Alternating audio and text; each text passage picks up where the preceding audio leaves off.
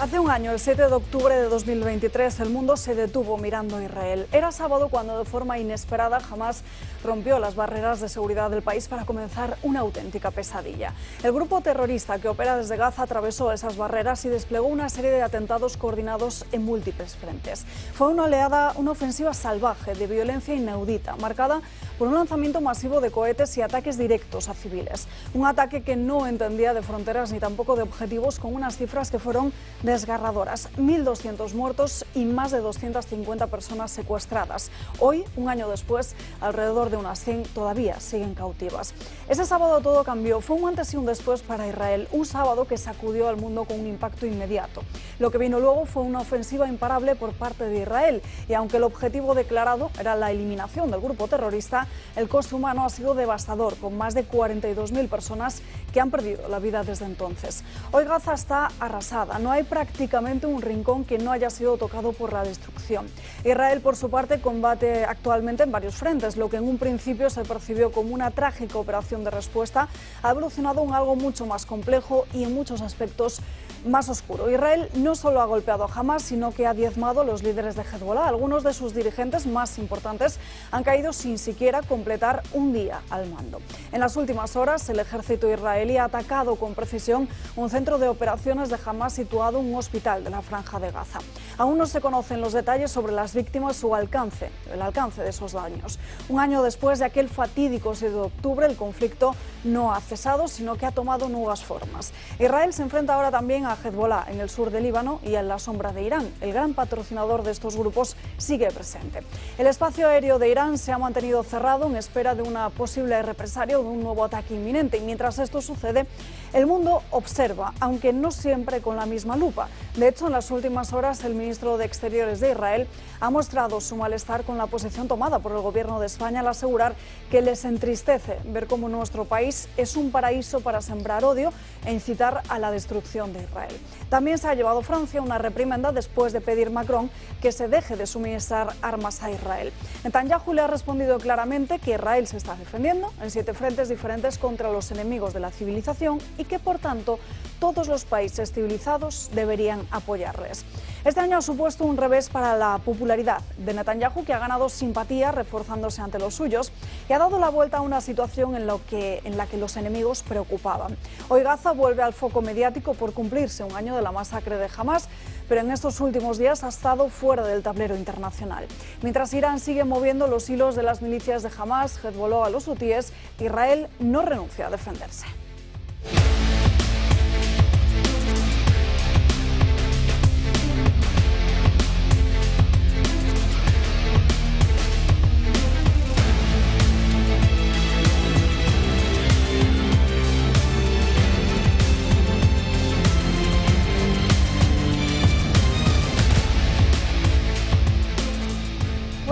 Comenzamos este lunes, día 7 de octubre. Arranca aquí otra semana en Dando Caña, recordando que en el santoral del día de hoy celebramos Nuestra Señora del Rosario. Muchísimos asuntos por delante en esta jornada de lunes, así que sin perder más tiempo, saludamos ya a los invitados que nos acompañan en este día y comenzamos como siempre con el comentario de José María Francas. Muy buenos días. Muy buenos días. Pues mira, te voy a sorprender porque yo tenía unos temas muy interesantes. De hecho, grabé un vídeo este fin de semana del tema de José Ramón Riera sobre los impuestos recaudados en Cataluña, en Madrid, todo eso, que vale la pena, porque es muy sorprendente, está en mis canales distintos. Pero cuando el sábado por la tarde busqué a ver cuándo jugaba el Barça, porque es una cosa que este año creo que ya me voy a perder pocos días, porque está jugando bien, como en otra época no tanto, pero bien, me encontré con una noticia que me dejó tocado, que es la lesión de Carvajal. Entonces, a partir de eso me planteé, porque es una cosa que no es un señor que al Barça nos guste porque es muy vehemente jugando, pero evidentemente es un profesional como la copa de un pino, con el cual no hay nada que reprochar, como cualquier otro jugador, por muy del Madrid que sean, a pesar de que yo es conocido que no soy precisamente del Madrid. Pero me chocó el tema.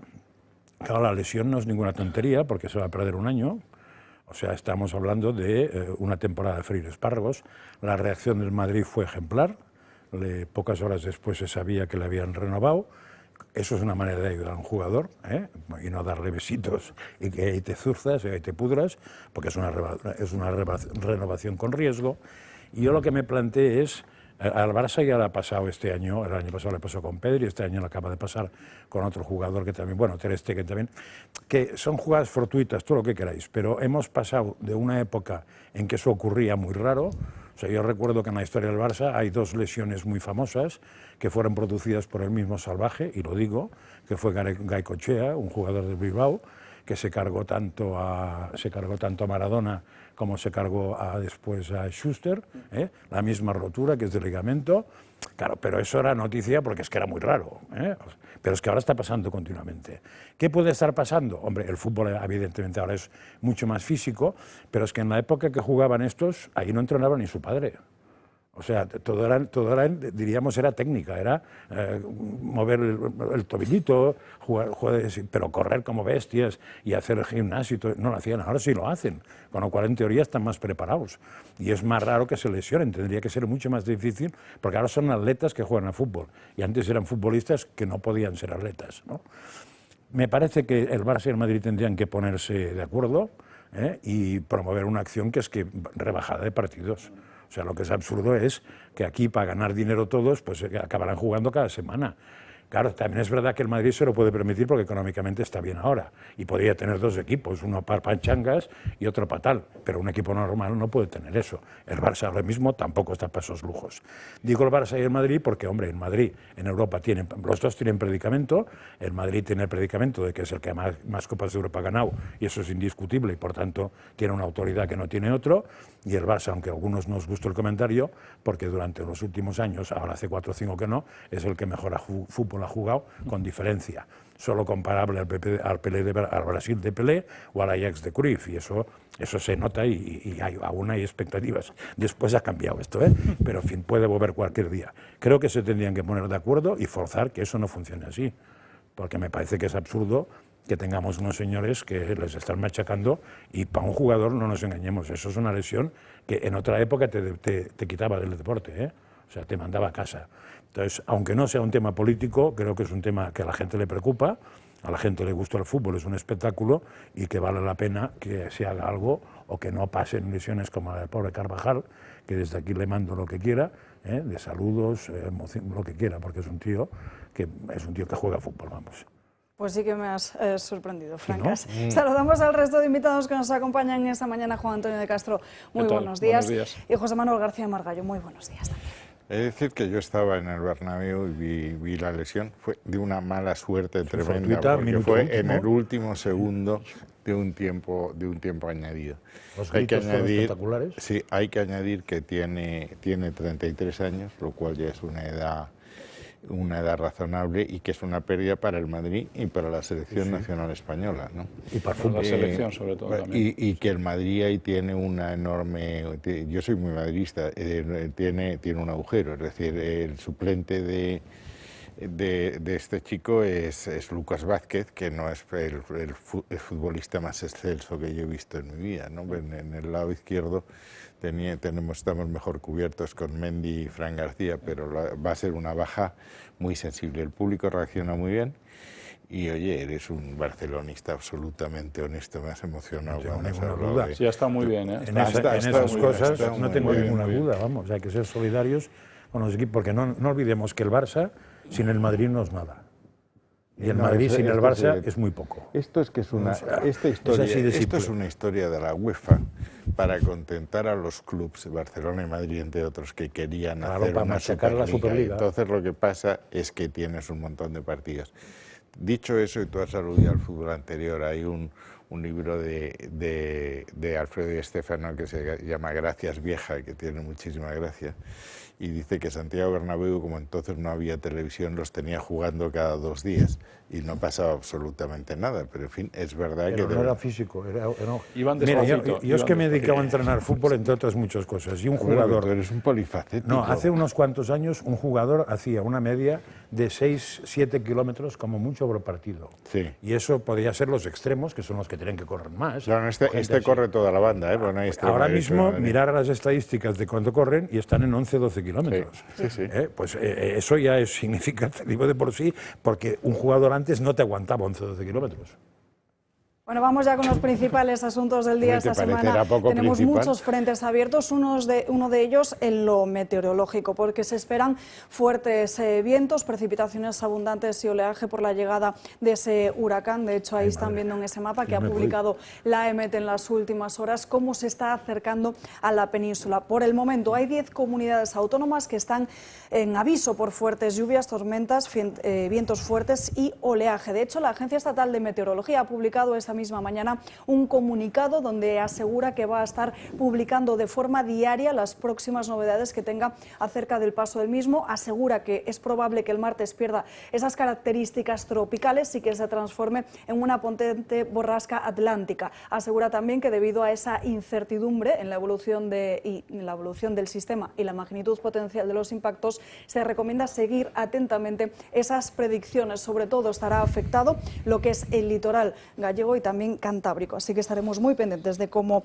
avanza. Por cierto, hoy es lunes, hoy es el día en el que la audiencia decide sobre el futuro del caso Begoña Gómez y donde también el Tribunal Superior de Justicia analizará esa denuncia que presentó el propio presidente del Gobierno, Pedro Sánchez, contra el magistrado Juan Carlos Peinado, que está investigando ahora actualmente a la mujer de Pedro Sánchez por 2 delitos de corrupción. Hay novedades que siguen publicándose en la prensa. De hecho, hoy OK Diario publica en su portada cómo Begoña Gómez ha fichado a un experto en desinformación como profesor de su máster de captación de fondos. Todo ello, como decimos, a la espera de que la Audiencia de Madrid decida si se archiva o no la investigación a Begoña Gómez por esos delitos de tráfico de influencias y corrupción en los negocios. Mientras tanto, Voz Populi lleva en su portada el contenido y muestra además ese documento del contrato que firmó Begoña Gómez con el IE, 55.000 euros anuales y evitar un conflicto de intereses con Pedro Sánchez. Cuenta este periódico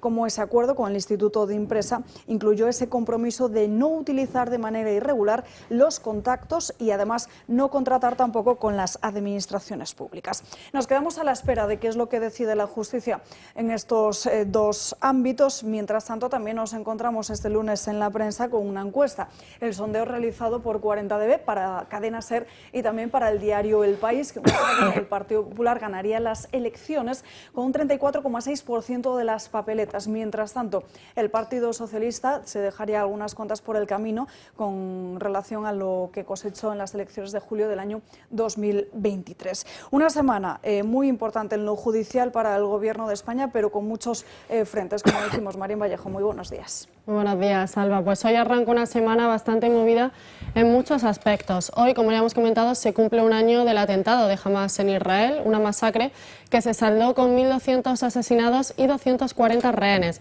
de los que hoy más de 100 continúan todavía retenidos. Además, seguimos muy pendientes de los sindicatos. El viernes conocimos que tanto UGT como Comisiones Obreras iban a convocar una huelga de varios días en el transporte por carretera, tanto de mercancías como de viajeros. Hoy, a lo largo de la mañana, se darán a conocer esos días exactos, pero todo apunta a que será durante la segunda quincena de este mes. Y en el ámbito de la justicia, la Audiencia de Madrid decide hoy si archiva o no la causa contra Begoña Gómez, investigada, recordemos, por presunta corrupción y tráfico de influencias. El miércoles 9, el Congreso celebrará la sesión de control, donde el Partido Popular llevará una proposición no de ley para mejorar la puntualidad en Renfe y el Partido Socialista otra para reducir la tasa máxima de alcohol en sangre. Además, Pedro Sánchez comparecerá de forma urgente sobre la crisis migratoria que atraviesa España y también sobre las líneas de actuación del Ejecutivo. El viernes en Moncloa continúan las reuniones de Pedro Sánchez con los presidentes autonómicos. Esta semana le toca el turno a Fernando Clavijo, presidente de Canarias, María Chivite de Navarra y también de Jorge Azcón, el presidente de Aragón. Este último ya sabemos que ha enviado a Moncloa un documento con 44 propuestas, en las cuales ya estaría recogido su rechazo al concierto catalán. Y el sábado toca celebrar el Día de la Virgen del Pilar y el Día de la Hispanidad. Madrid acogerá como cada año el desfile militar, que empezará a las 11 de la mañana y al que acudirán los reyes, la princesa de Asturias, el presidente del Gobierno y así como varios ministros y presidentes autonómicos. Gracias, Marín. El presidente del Gobierno que tiene lío en Castilla y León después de que el Partido Socialista haya suspendido este mismo fin de semana esa celebración de las primarias después del desafío publicado a través de las redes sociales del propio Luis Tudanca a Ferraz para ir a la reelección antes del próximo Congreso Federal. De hecho, el propio Luis Tudanca emitía un comunicado este fin de semana donde, como van a ver, cargaba contra la decisión de la cúpula de Ferraz después de que esa Comisión Ética y de Garantía anulase el calendario orgánico que el Comité Autonómico aprobó el pasado jueves por 105 votos a favor y 14 en contra. Lo que asegura Tudanca es que primero está el país y después el partido y por último uno mismo. Así entiendo yo la política, por eso acato, aunque no comparto la decisión de Ferraz, por respeto a este partido, dice, al que tanto quiero. Después de este comunicado, las redes sociales ardían. De hecho, la propia Andrea Fernández publicaba un comentario, un apoyo a Luis Tudanca con estas frases que causaban también muchísimas reacciones de otros partidos. Es inadmisible que la interpretación de una norma varíe según convenga. Es inadmisible que se use para imponer relato lo que en otras instancias se califica como máquinas de enfango. No queremos un PSOE al servicio de la Cosa Nostra castellano y leonesa. El propio Miguel Tellado reaccionaba a esto asegurando que esas palabras de Andrea Fernández iban directas al propio Partido Socialista, aunque luego Andrea Fernández matizaba en otro comentario posterior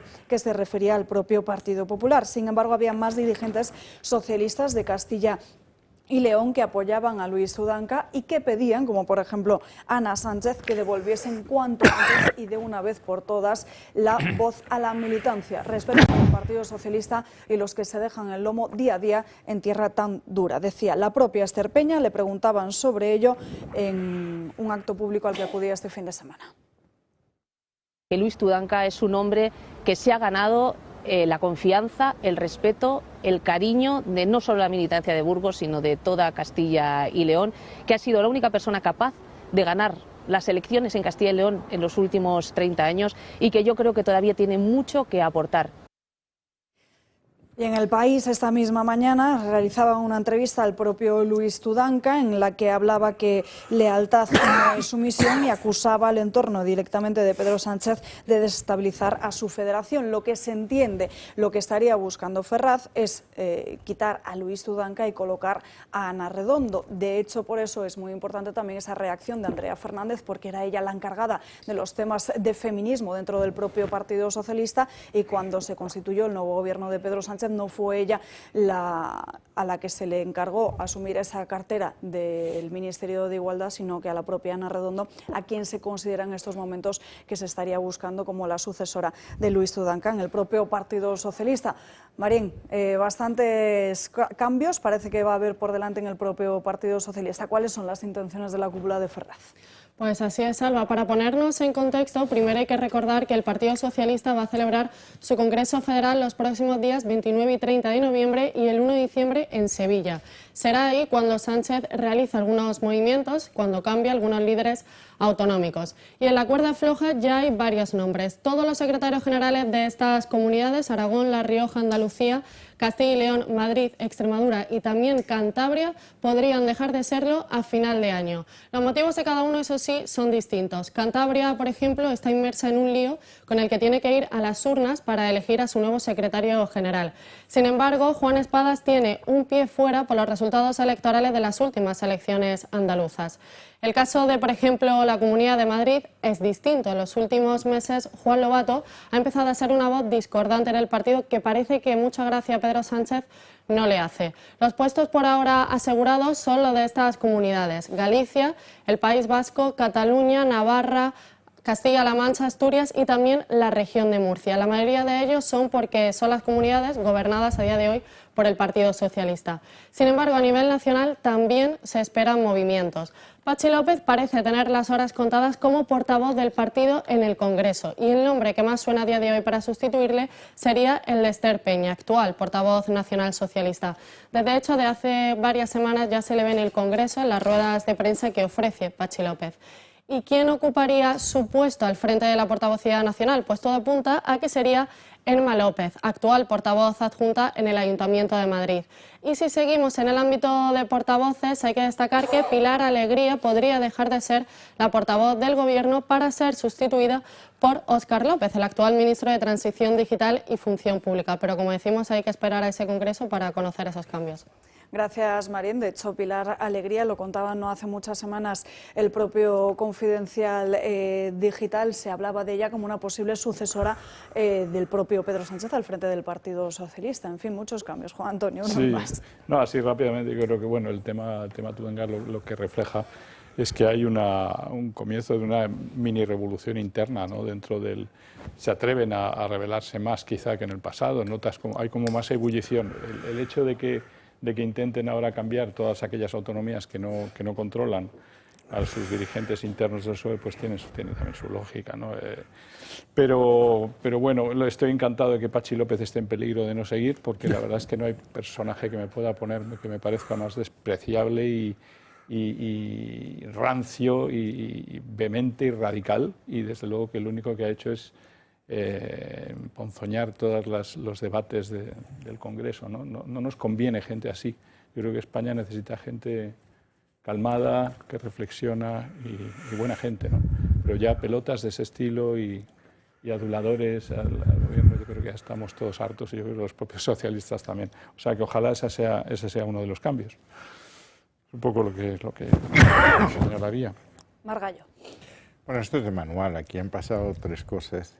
Primero, que tuvieron un malísimo resultado en las elecciones regionales. En segundo lugar, que las encuestas, como acabamos de ver en la introducción, están dando que el Partido Socialista de Sánchez está a la baja. Y en tercer lugar, que vamos a una legislatura compleja, muy compleja, caracterizada por la ingobernabilidad y por la introducción de temas que afectan al tema regional. Estoy pensando en la financiación autonómica, ¿no?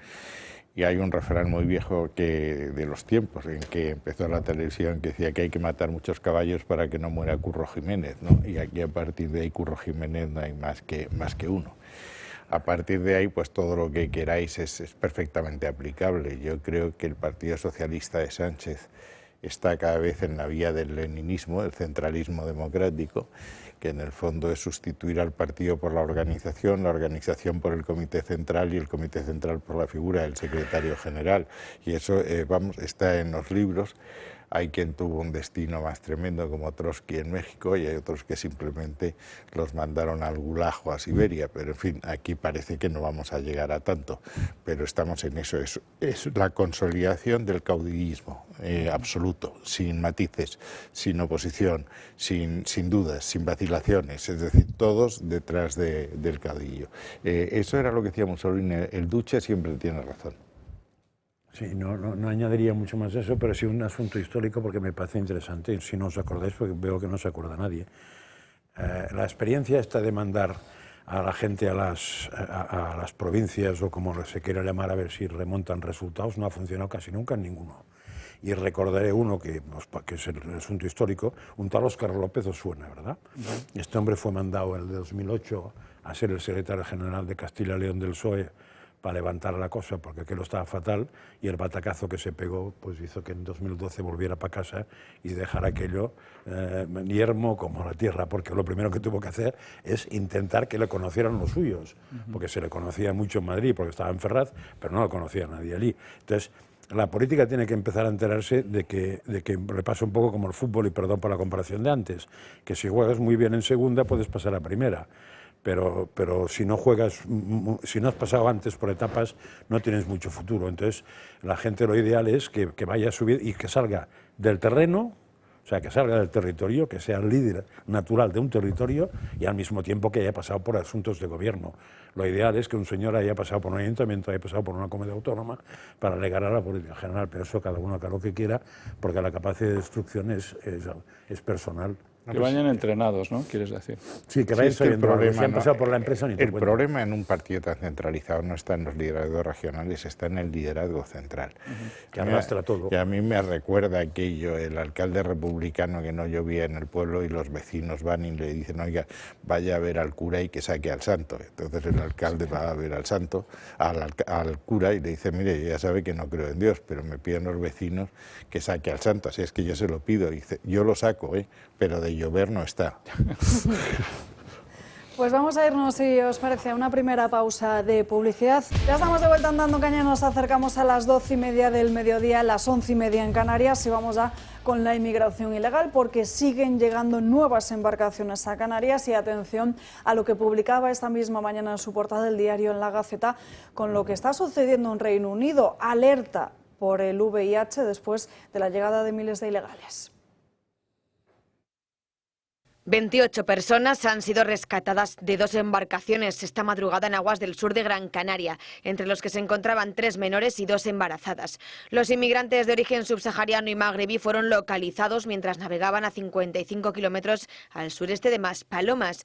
No han sido los únicos que han intentado llegar a tierras españolas este fin de semana, pues 100 personas más han sido interceptadas en otras 2 embarcaciones en aguas de Lanzarote y Fuerteventura, todos ellos en aparente buen estado. Un reguero que no cesa, que como ven no da tregua, que cada día son más y más los inmigrantes que llegan a nuestras costas, y está provocando una crisis migratoria que afecta a la mayoría de países europeos, como es el caso de Reino Unido, que desbordado ante esta situación ahora se les suma un problema más de salud. Alerta de que los casos de VIH en el país se han disparado un 51% el año pasado, la cifra más alta desde hace 15 años. Más de 6.000 casos nuevos en 2023, de los que más de la mitad corresponden a personas extranjeras, y de ese porcentaje el 75% son africanos. 253 diagnósticos corresponden a personas que llevan menos de 2 años en Inglaterra. Sin duda, África es el continente con más personas contagiadas de VIH del mundo. 2/3 de la población mundial con esta enfermedad vive en África. Un problema más, el sanitario, que se suma al migratorio, y por el momento poca solución a corto plazo. Y este fin de semana el presidente de Vox, Santiago Abascal, ofrecía una entrevista al periódico El Mundo, y precisamente hablaba de esta cuestión y también del reparto de menas. Mientras estamos aceptando que vengan otros cientos de miles menos preparados y con un gravísimo problema que les incapacita para convivir entre nosotros. Y es que proceden de una cultura y de unos presupuestos religiosos que en muchos casos son incompatibles con nuestra manera de vivir. El Partido Popular va a cumplir el pacto, va a detener el reparto de menas por todo el territorio nacional, pues podremos hablar. Si no, tendrá que pactar los presupuestos con el Partido Socialista. Y además continúa el reparto de la inmigración ilegal por toda España, pues el Partido Popular no quiere contar con nosotros, querrá contar con el Partido Socialista. Es decir, es el Partido Popular el que va a decidir lo que pasa con los presupuestos. Y sobre esa alerta por VIH en Reino Unido, es que al final también lo hemos visto aquí también lo denunciamos, muchas de estas personas que llegan, en ningún caso se les somete a algún tipo de pruebas médicas para descartar que tengan estas enfermedades de transmisión sexual o cualquier otro tipo. Vamos. Ese es uno de los problemas, pero yo creo que no sé, te dan ganas de decir, bueno, ¿queríamos globalización? Pues ahí la tenemos. Lo que pasa es que globalización había que haberla hecho pues de capital, de trabajo, toda, de capital y de trabajo, toda la globalización. Aquí entra todo, sale todo, capitales, trabajadores, y es una barbaridad. Yo creo que se ha hecho todo mal. Y la prueba de que se ha hecho todo mal es que Alemania cierra fronteras, un país de Schengen que cierra las fronteras y que expulsa a 10.000. Estoy hablando de 10.000, cuando nosotros no nos atrevemos ni a hacerlo prácticamente, ni a llamar a Frontex. Las diferencias entre los países dentro de la propia Europa son abismales y muestran que no hay coordinación alguna, pero es que parece que no hablan ni entre ellos. En Alemania ya son 15% de inmigrantes en el país, Francia también. En Francia han subido las prestaciones en los últimos 10 años para inmigrantes 50%. ¿Quién paga todo eso? ¿Y qué necesidad tenemos? Me ha encantado oír a Abascal decir que es gente que viene menos preparada. Pues claro que viene menos preparada, porque no entra el talento nuestro sale. ¿Y qué puede hacer un país de futuro si lo que le entra es menos talento y sale más talento? Pues acabar produciendo menos valor añadido, y este país caerá más en recesión, crecerá menos, Bueno, pues todo eso hay que sentarse a hablarlo. No es simplemente voy a hacer una bonita política progresista y yo soy el mejor y el más blando de Europa y dejo entrar a todo el mundo. Mira ahora cómo está, es una vergüenza realmente la diferencia que hay entre países como Alemania, que se están dando cuenta y que están actuando claramente, o el Reino Unido que lo va a hacer, y todo este el tema del VIH, y ver a nuestros gobernantes absolutamente sin reaccionar. Ahora nos dirá cualquier cosa en el Congreso, seguramente mañana o pasado, de que va a tomar medidas, pero por favor, ¿por qué tiene que ser siempre otros países de Europa los que empiezan con los problemas, a tomar medidas ante los problemas, y no España, que lo ha tenido desde hace tanto tiempo, ¿no? O sea que realmente es como siempre la dejadez de este gobierno y la falta de coordinación en Europa la que está fastidiando el problema. A ver, que tenía que entrar el SIDA, yo creo que era evidente, porque no olvidemos que el SIDA nace en África y es donde más se dispara con mucha diferencia. O sea, la población africana tiene, con una diferencia más muy importante, que en Europa y Estados Unidos, que es donde el SIDA puso nervioso a los gobiernos, no el de África, que nos importaba, con perdón a los gobiernos, les importaba un carajo. Pero el de Estados Unidos y el de Europa no, porque era un SIDA de transmisión fundamentalmente homosexual, de gente muy conocida que hicieron un pressing con el lobby para que se buscaran remedios inmediatamente y, bueno, en fin, no se saltaron las leyes de milagro, que de hecho no se las saltaron, o sea que hicieron todas las pruebas en las primeras asuntos de medicina. Pero en cambio en África la transmisión era también heterosexual, y muy clara, porque las costumbres sexuales de África son distintas que las europeas, ¿no? O eran al menos. A mí es el tema que menos me preocupa, en el sentido de que hay enfermedades mucho peores, porque la enfermedad del SIDA, la transmisión del SIDA es muy concreta. Si uno no realiza ciertos comportamientos, por el aire no viene. Entonces, si no besas, no ñacaño, no sé qué más, no está. Y las transmisiones, las transfusiones de sangre, que es por donde hubo grandes problemas en España, en Francia, perdón, y alguno en España, eso ahora mismo supongo que se mide antes de hacer una transfusión, supongo, porque si no sería de aurora boreal. Ese es un primer comentario, o sea, SIDA seguro que entra, pero en teoría no tendría que afectar. Otro asunto distinto es el coste que pueda suponer esto, que tampoco voy a entrar en ese tema, pero sí en un asunto que me parece que no es anecdótico. Yo llevo 3 años batallando para que me den una medicina que me ahorraría muchos problemas, que será Macharelto, que cuesta 60 euros al mes, y la Comunidad de Madrid no me la quiere dar, a pesar de que 3 médicos, un especialista en medicina interna, el especialista en corazón y el médico de medicina general, me la han recetado 3 veces, y el inspector / inspectora, que no sé quién es, porque no es fácil verla, la ha anulado porque cuesta 60 euros. El tratamiento del SIDA cuesta, no sé si son 10 o 12.000 euros mensuales, Con lo cual, pues nada, no voy a negarle, no voy a dejar a un señor diciendo que le nieguen el tratamiento y que se muera, no voy a decir eso, pero no deja ese chocante el otro. O las famosas medicinas para el cáncer que estaba batallando la ministra hace poco, bueno, pues, en fin, si hay dinero para una cosa, tendrá que haber dinero para la otra, que me parece que es más responsabilidad del gobierno solucionar el problema de los de aquí que en otro problema que también tendrá que solucionar, y si no, que no los deje entrar. Yo estoy de acuerdo con lo que dices de los inspectores de sanidad, porque y por lo que oigo alrededor de mí, hay tal variedad de las decisiones de esos inspectores que es mosqueante, realmente grave. No puede ser que yo hable con gente que sea el mismo medicamento que yo tomo, el que tú tomas o el que toma otro, y que a 10 les traten de una manera, otros 10 de otra y otros 10 de otra. Señores inspectores, si tienen ustedes claro lo que hay que hacer o qué hay que pagar o no, pero no dejen aquí unas diferencias que hablas con uno, pues a mí me la han dado. Pues a mí no, pero ¿qué es esto? También es verdad que eso no depende del Ministerio, que se sepa quién es el culpable. Eso depende de la Comunidad de Madrid.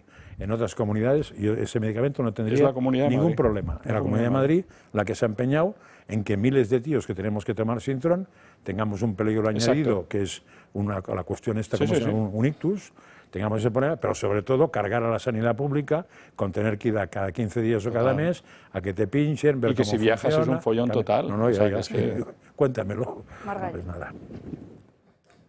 La inmigración, que va a ser uno de los grandes problemas de los años que nos queden por vivir. Decía Javier Cercas hace mucho tiempo, el escritor, que es una cuestión de plastilina. Si te levantas con el pie derecho y dices, bueno, son necesarios para cubrir los puestos de trabajo que los españoles no quieren cubrir, hagamos lo que hagamos, y para compensar la tasa de fertilidad, que es la más baja de Europa, y el envejecimiento de la población. Si te levantas con el pie izquierdo, dices, bueno, es verdad que están aceptando empleo, sobre todo los emigrantes irregulares que no aceptarían los españoles, lo cual deprime los salarios y las condiciones laborales. Vamos, en términos marxistas forman el ejército de reserva que afecta al bienestar de los trabajadores. Es cierto también que ejercen una presión sobre los servicios sociales que perjudica a los nacionales, eso es obvio. Entonces, la solución al tema, bueno, la solución al principio es muy fácil de decir. Vamos a traer a aquellos emigrantes que nosotros decidamos que queremos traer, los que necesitemos. Y ahí entra toda la consideración que Juan Antonio hablaba de talento, etcétera, y no los que las mafias quieran. Claro. ¿Eso qué es lo que quiere decir? Que tenemos que tener un control de fronteras. Y el control de fronteras tiene una doble vertiente. Fuerzas de seguridad y Frontex, que intenten sellar, sabiendo que gran parte de los emigrantes entran por avión y con un visa turístico que luego no renuevan, y vamos luego a que los inspectores de trabajo hagan su papel para impedir el empleo de los emigrantes irregulares. Y tercer lugar, y lo más importante, la acción exterior. Sin ayuda de los países de origen y tránsito no hay manera de resolver este tema. Cuando nosotros estábamos en el gobierno, el número de irregulares fue 6.000. El primer año de Sánchez fue 58.000. Parece que hemos hecho un esfuerzo abdicando nuestras posiciones en el Sáhara para que Marruecos nos ayude, pero donde más ha aumentado el tráfico de pateras es precisamente en Canarias, que son aguas que de alguna manera podían estar controladas por los marroquíes. Ese es el gran tema. Y decir, ¿esto va a aumentar mucho más? África tiene ahora 1.250 millones de habitantes. En 2030 serán 1.750 y en 2050 2.500, con una renta más alta, lo cual quiere decir, paradójicamente, que habrá más tentaciones de aumentar a Europa. Cuando son pobres, solamente emigran a los países limítrofes. Cuando son más ricos, emigran a Europa. Ese es el gran problema, pero insisto, la clave es la acción exterior, la cooperación en este tema.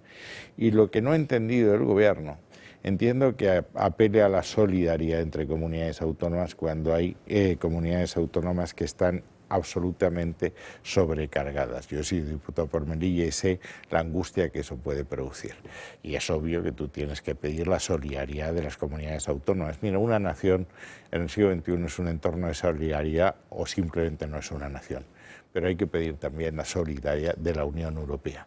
Lo que hemos dicho, oiga, es si tenemos que repartir, y hay que repartirlos para no cargar a estas comunidades autónomas, que la Administración Central asuma parte de la carga y que Europa asuma parte de la carga, bajo el principio de solidaridad. Pero eso hay que resolverlo ahora, porque donde está habiendo una presión gigantesca en Canarias y también en Ceuta es ahora, y no podemos esperar a más tiempo. Luego buscaremos las soluciones a medio plazo, pero insisto, la clave es la solidaridad. Para mí España, si es una nación, es, insisto, un entorno de solidaridad. Yo soy solidario de lo que pasa en Canarias y lo que pasa en Ceuta, absolutamente solidario.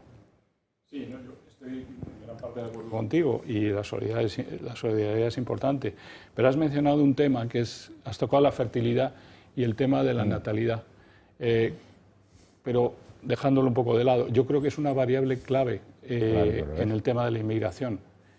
Aquí podríamos optar por otras políticas pro familia, pro natalidad. Y me vais a decir, sí, pero es que esos no van a querer los trabajos que otros sí querrían. Claro que los van a querer si además hacemos políticas de formación profesional y de equiparar los salarios en el futuro, como los tienen en otros países de Europa, para la gente que trabaja en temas de menor, digamos, talento o valor añadido o lo que quieras. Pero entonces yo creo que sí se puede cambiar completamente y eso no lo estamos explorando.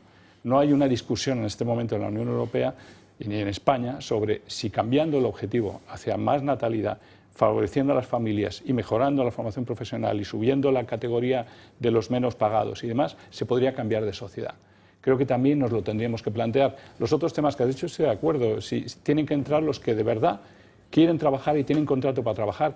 que se le ocurra a alguien asomarse por Australia en este momento. Tengo a mi hija que intenta conseguir un visado para quedarse allí. No dejan quedarse a nadie. No dejan quedarse a nadie, lo tienen todos. Yo tengo un sobrino allí, pero Australia es una isla y está donde Judas perdió. Ya.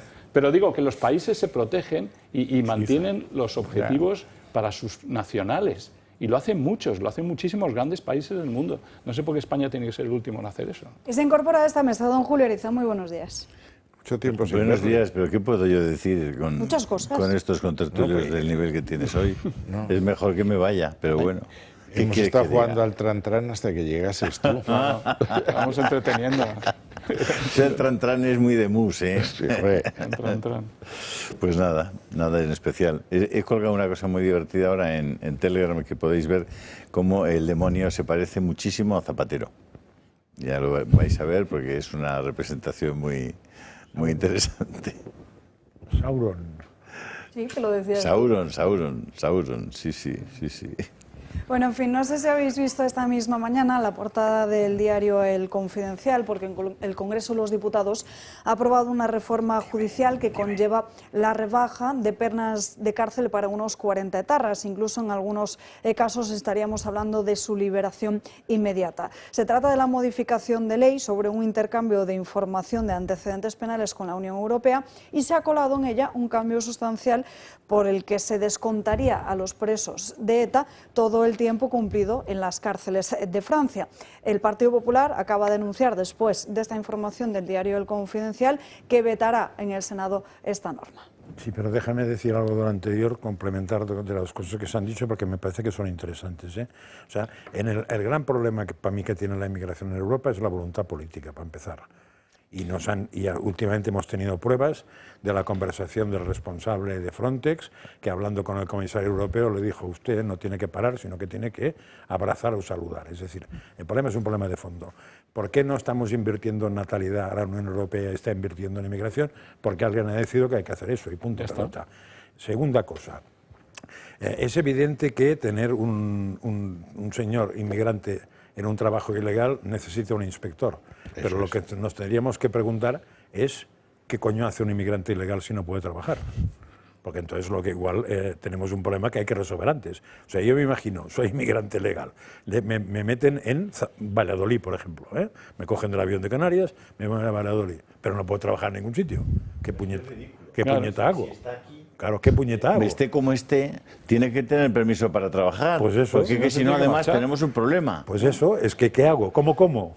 Pues solo puedo comer de una manera, que es a base o de trabajar ilegalmente, lo cual estoy comprometiendo al señor que me hace un favor de darme un trabajo, que evidentemente será una birria de trabajo, un sueldo miserable, claro, todo lo que quieras, porque es que estoy en falso, pero el otro se arriesga mucho para darme ese trabajo, o eso, o me dedico a hurtar, no hay otra solución, con lo cual esto tiene que resolverse y ya no tiene sentido que no se resuelva.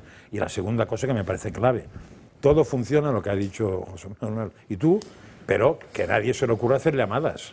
O sea, cuando el presidente de gobierno dice España necesitamos que entren, pues entonces lo está haciendo al revés. Acordaos que una tal señora Meloni, que debe ser muy facha y muy mala bestia, pero al final la mitad de Europa de centro-derecha le va a poner un monumento porque es la que les va a traer votos, lo primero que ha dicho es, mafias, no sé qué, y el primero que entre lo echamos. Dice, es imposible, no lo puede hacer. Da igual, ya se sabe que no lo puede hacer. Podrá echar un 10%, un 20%, pero el mensaje que el legal de allí es, si te pillo, te echo. Es muy difícil entrar, claro. ¿Ya? Y en cambio, el que llega aquí es, si te pillo, te doy una prima.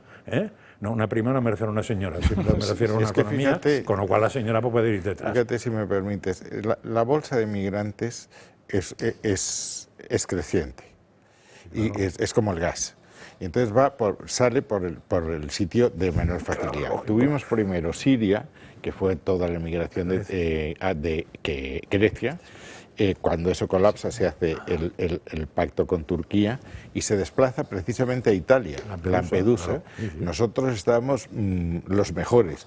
Cuando lo de se ha resuelto lo de las islas griegas, insisto, por acuerdo con Turquía, se ha resuelto Italia por la política de Meloni y toda la presión viene hacia nosotros. Esto es y el presidente dice que no pasa nada y que hay que... Vamos, la primera cosa que hizo ese señor, si os acordáis, fue un famoso barco que apareció en Barcelona. No, en ¿Cómo se Valencia, llama? ¿no? Open Arms, En Valencia, los famosos Open Arms y todos Sí, pero aquellos. que en Barcelona aplaudieron todos de que se acogieron el Open El Arms y Aquarium, tal. Nos me hemos parece que quedado se llama, los ¿no? últimos de la cola, O el los últimos Aquarius, de la claro, fila. el ¿eh? mensaje El Aquarius fue... El mensaje No, es... esto es nada. que aquí hay puerta abierta, pues Claro, entras pues- por la línea de menor resistencia. Pues eso. Y como la inspección de Hacienda, que entra siempre por la menor Claro. línea de menor resistencia Fíjate. al contribuyente. Pero ¿por qué Y somos fíjate la que línea no has menor hablado de resistencia? Baleares y ahora mismo están diciendo que Baleares empieza a tener los problemas de Canarias. sí. ¿eh? Claro. Hombre, claro, es que todo lo Y que no del sale norte mucho. de África, Argelia, fundamentalmente era Túnez, en particular Libia, Argelia. Argelia, Claro. y los argelinos te aseguro que no van a ayudar a este gobierno a controlar la inmigración. Y hablar, enseguida. por ejemplo, con la gente de Almería.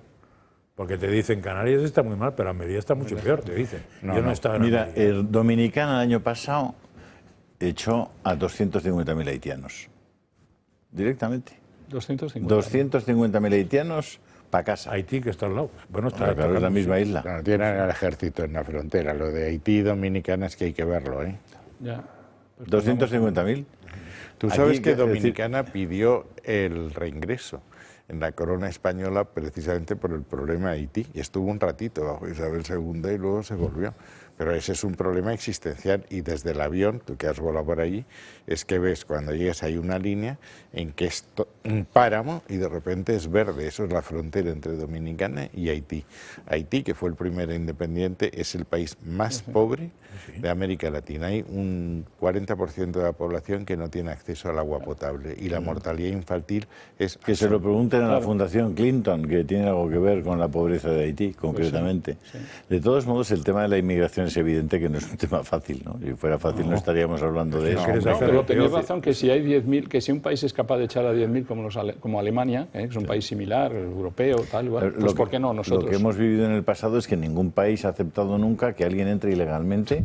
Eso se ha conocido por autoridad y se le permita quedarse. Eso no era, Y nunca hubo problema. eso no era un debate. No era debate. No, No era debate. nadie debatía acerca de si unas fronteras se podían atravesar ilegalmente o no. Por eso. De hecho, todos los nuestros inmigrantes o emigrantes que hemos enviado a Alemania o a Suiza o a Francia en el pasado iban con su correspondiente permiso de trabajo. O sea, no se planteaba que salieran de un pueblo de León y se fueran allí y pasaran la frontera por debajo de esto y se presentaran en Zúrich o...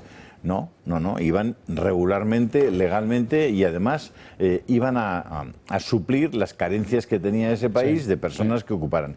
¿Qué les pasaba a esos países que en el pasado habían decidido no tener hijos? Era el caso de Suiza, era el caso de Alemania, la demografía había ido casi tendiendo a cero. Lo mismo que aquí. Cuando decides que tu demografía vaya a cero, hay un momento en el que efectivamente muchos puestos de trabajo ya no se pueden cubrir y no se cubren. Y encima, además, cada vez pasas de rico a señorito con una facilidad enorme y la gente no quiere mancharse las manitas con esto, ni hacer de carpintero, ni hacer de fontanero y tal. Claro, la realidad se impone y los fontaneros siguen siendo imprescindibles, los carpinteros siguen siendo imprescindibles y eso de la digitalización está cojonudo hasta que se te estropea el grifo o el váter. En ese momento la digitalización pasa a ser un verdadero problema porque el fontanero no acaba de conocer dónde está la caja de los fusibles de no sé qué y con qué programa de ordenador están. Bueno, pues claro, si somos lo suficientemente tontos para evolucionar a esa velocidad hacia peor, bueno, pues allá nosotros. Y que se pueden mejorar las condiciones de fontaneros, electricistas y demás para que sea atractivo el serlo y ganar dinero. Luego hay otra cuestión, un poco más de fondo, de modelo de sociedad. ¿Es mejor una sociedad donde la mayor parte de la gente entre 40 y 50 años es soltera, no tiene hijos y ya no puede tenerlos? ¿Esa sociedad es más feliz? Bueno, si hay alguien que lo crea, que lo diga, que nos lo cuente y que lo demuestre. Es decir, y que nos cuenten el número de suicidios que había entre la gente joven hace 40 años y el número de suicidios que hay ahora, que nos digan el consumo de cocaína y el consumo de drogas que había en España hace 40 o 50 años y el que tenemos ahora. Es decir, que hay muchos parámetros que ya nadie siquiera se para a discutirlos, ni a debatirlos, ni a nada. Y aquellas cosas que no eran discutibles y debatibles ya no es que se hayan puesto en cuestión, es que se han superado, se han traspasado y estamos sumidos en el caos, claro. Pues sí, es que Creo que conviene que llegues tarde. ¿Por qué? Porque has pensado muy bien. Está muy bien. No, es que Nos vamos a ir como a sin una querer breve la pausa cosa, has de pegado una publicidad batida. y enseguida estamos de vuelta. De vuelta andando Con el autor caña de y Paquito comenzamos de nuevo Chocolatero. con las crónicas de Manicomio, Gabriel Serrano. Gaby, buenas tardes. Muy buenas La tardes, comunidad. Alba. Parece que está cambiando el temporal. ¿Ah, sí? Sí, hay mucho viento y sobre todo la nube de la cultura woke parece que se está alejando un poco de las empresas. ¿Por qué? Porque ahora Toyota, la compañía de automóviles, ha sido la última en decir adiós a esas políticas de diversidad, igualdad y equidad, estas políticas woke. Y yo les voy a presentar antes a un personaje, un activista conservador que se llama Robbie Starbuck. Robbie Starbuck, como van en sus pantallas, es un activista, como he mencionado, también es un cineasta que ha sido tachado en Hollywood, que él lo que hace es propuestas contra estas iniciativas y actividades LGTBI en las empresas, y lo que quiere es que hagan, pues al fin y al cabo, un cambio de rumbo. Critica mucho, pues eso, el movimiento LGTBI, el cambio climático y en general la cultura woke. Pues él se hizo eco a través de diferentes trabajadores de Toyota de las actividades que la propia empresa hace para tener una diversidad, una igualdad y una equidad, básicamente LGTBI, dentro de la empresa, en vez de centrarse en lo que realmente debería ser. Y publicó recientemente un tuit que dice que la semana pasada expusieron a Toyota y a Lexus, que pertenece a la compañía, por volverse progresistas, y ahora, solo una semana después de que él lanzara estas actividades, están anunciando grandes cambios. Y uno de los cambios más importantes que ha lanzado Toyota es que no van a participar más en desfiles del orgullo, en eventos o en campamentos de verano para niños LGTBIQ+, etcétera, etcétera, lo que cada uno le quiera añadir. Y luego no van a participar en el sistema de crédito social del Índice de Igualdad Corporativa, que esto es un informe anual en el que detalla, pues, las empresas en qué número están en cuanto a, pues, digamos, quién es más LGTBI, digamos, y quién promueve más esta ideología. Y además que todas las actividades van a estar centradas en el sistema STEM, que es ciencia, tecnología, ingeniería y matemáticas. Es decir, una empresa de automóviles pues se debe centrar más en este tipo y encauzar la compañía en esta línea en vez de LGTBI, que está viendo la propia compañía que no le está aportando demasiados beneficios. Primero, porque el informe lo que ha sacado Robbie Starbuck es gracias a los propios trabajadores que se han estado quejando de las políticas, de cómo trabajan la propia compañía de cara a esto, que está diciendo, oye, esto no lo está reportando ningún beneficio. Bloomberg se hizo eco de esta actividad de Toyota y dijo que ya no va a participar en ningún evento cultural ni en ningún desfile, como se ve, cómo está poniendo freno a esta política de, lo que he mencionado, diversidad, equidad e igualdad. Y esto es por un Toyota envió un correo a todos los trabajadores diciendo que se iba a acabar, pues, esta política y cómo iban a hacer un cambio de reestructuración, porque ellos tienen muchos grupos separados por género, raza, etnia, y luego ponen puestos en común, pero que no se centran en la propia política de la empresa para, pues eso, crear coches, sino pues en esta ideología. Y claro, este es el último caso, el de Toyota, pero hemos visto como Harley Davidson también ha hecho marcha atrás. Pero ¿cómo se promueve? Perdóname, promover la igualdad. Vamos a ver, la igualdad, hay una igualdad en origen, y todos los seres humanos somos iguales, somos criaturas creadas iguales con la misma dignidad. Promover la igualdad, la Constitución promueve la igualdad jurídica, es decir, que es que todos los ciudadanos somos iguales ante la ley. Ante la ley. Y luego la otra igualdad es impromovible, porque es que no somos iguales. Es imposible que promovamos la igualdad de que todos seamos iguales, ni físicamente somos iguales. Es más, hay una característica de los seres humanos y de todos los seres de la Tierra, y es que no hay ningún ser idéntico al otro. Aunque Felipe González decía aquello de que hay dos cosas bastante idénticas. No, no se puede ser bastante idéntico, solo se puede ser idéntico. O eres idéntico o no eres idéntico. Bueno, pues entre los seres humanos no hay dos seres humanos iguales, ninguno. No es posible. Bien, pero es que tampoco entre los animales no hay seres iguales, idénticos a los otros. Por lo tanto, promover la igualdad es un desideratum, pero entonces, bueno, ¿por qué no promovemos otras cosas? Claro. No, a mí este debate de la igualdad me parece muy interesante. Un día podríamos tenerlo in extenso, porque es que es absolutamente cierto, ¿no? Igualdad de oportunidades. ¿Cuántas fontaneras conoces y te han ido a casa ninguna, alguna vez? Ninguna. ¿Cuántas fontaneras te han ido a casa? Ninguna. ¿A ti, José Manuel, te han ido alguna fontanera a casa alguna vez? No, pero no desespero. Bueno, en todo caso, lo digo por profundo. En todo caso, es que hay cosas que son... Oiga, que no, joder. La noticia de la caída de los woke es estupenda. Me encanta la cara que se le va a quedar a todos aquellos que han estado viviendo y rezando porque creían en esto a pies juntillas. O sea, hay un momento dado en el que... Lo de rezando lo dudo. No, bueno, sí, pidiendo, rogando que esto siguiera, ¿no? Incluso la bolsa americana, ya el tema de certificar si eres verde o no verde, lo han quitado ya una buena parte de toda la certificación. Empieza todo el mundo a decir, oye, no nos habremos pasado. Y ese no nos habremos pasado, bueno, pues ahora que nos demos cuenta de las tonterías que se han estado haciendo, ¿no? Pero gracias a Dios empieza a haber una especie de cambio. Y yo sí creo que es real, ¿eh? Creo que es auténticamente real. Y el Pacto Verde incluso en duda en la Unión Europea. Hablar de cambio climático todo el rato ya no se lleva, ya no es tan seguro. El informe Draghi te llega diciendo sí, verdes, pero competitivos, por favor, y es un poco la lección que le da a la señora van der Leyen para que se vuelva competitiva, sobre todo, y se deje de tonterías. Que no se ha enterado. Y no se ha enterado, bueno, hace que no se entera, pero yo creo que al final se enterará, porque el informe Draghi es muy claro. Ya, pues no parece que no lo pilla. Pero bueno, que sí, que vaya decayendo. O sea que Toyota es lo que hay que comprar. Y Toyota tenemos que comprar. Es la marca que se ha vendido más en España. Toyota. Al final, en estos últimos años... O sea, ha visto la luz. Toyota ha visto la luz. Se ha visto cómo esta imposición forzosa, que principalmente tanto las empresas no se han beneficiado tanto, solamente han sido casi los lobbies, incluso los propios trabajadores de estas empresas que se les han impuesto estas políticas. Toyota es una empresa de 380.000 trabajadores, más o menos en todo el mundo. Entonces, estos últimos años, claro, dicen, no, hay que tener 4 blancos, 4 negros y 4 amarillos. Vale, pues si los blancos no trabaja, pues ten 8 negros y añade un amarillo. Entonces, que al final, estos juegos de intentar ser igualitarios por un lado, dicen, no, oye, tienes una empresa, una compañía, tienes que obtener beneficios, das un servicio a un cliente, pues al final vas a hacer en el trabajo para llegar a ese objetivo, no el objetivo LGTBI. Pues si además se han quedado atrás, si yo me siento amarillo, ¿qué pasa? ¿O me siento negro? Exacto, y tienes todo el derecho. Es que llegan a tal y, joder, se vuelven para atrás otra vez. ¿Sí o no? ¿Soy lo que me siento? Si sumas pues yo me siento amarillo. Sí. ¿Ya está?